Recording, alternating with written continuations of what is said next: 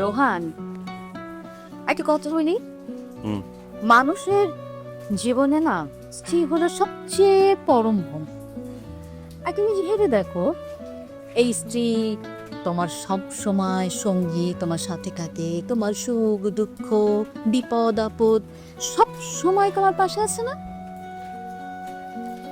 তুমি যদি অসুস্থ হও, সবচেয়ে বেশি কষ্ট পায় কিন্তু এই মানুষটা। তোমার সমস্ত কিছুর লায়াবিলিটিস কিন্তু এই মানুষটা নেয় না? তাহলে এই এত কিছু যে মানুষটা করে তাকে অবহেলা করছো কেন? না, আমি তো অবহেলা করছি না, কিন্তু আমার ওয়াইফের থেকে আমারও তো কিছু এক্সপেকটেশন আছে, তাই না? ডেফিনেটলি আছে, এবং সেটা তুমি যদি না চাইতেই পেয়ে যাও, পাও না। আমি কিন্তু যদি মনে করি যে এই মেয়েটা মানে তোমার ওয়াইফ পাইজা, আমি কিন্তু শুধু কথা বলেছি। দেখো, তোমার পুরো ফ্যামিলিকে টেক কেয়ার করে, তোমার মাকে টেক কেয়ার করে, পুরো সংসারে রান্না বান্না। তোমাদের যদি বাচ্চা হয় তাহলে সে বাচ্চার দেখভাল তোই করবে না?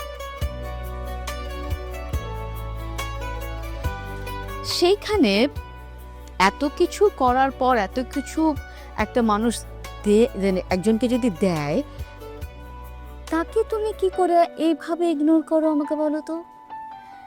সম্পর্ক ভাঙার আগে না ভাঙনের শব্দ শুনতে হয়।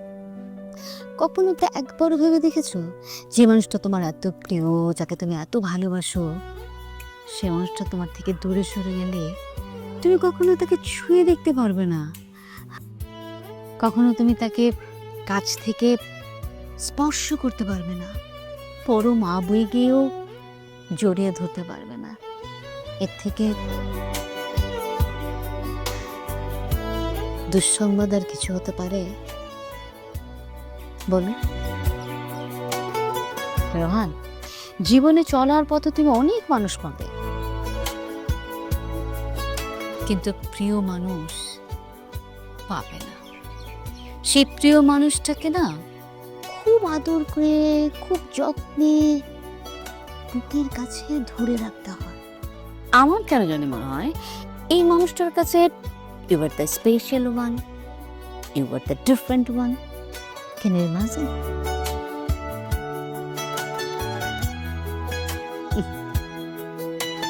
কফিটা খাও।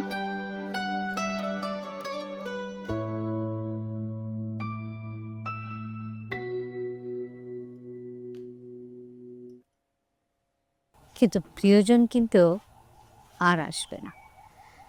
প্রিয়জন সহজে আসেও না, ছেড়ে গেলেই কিন্তু হেরে যাবে।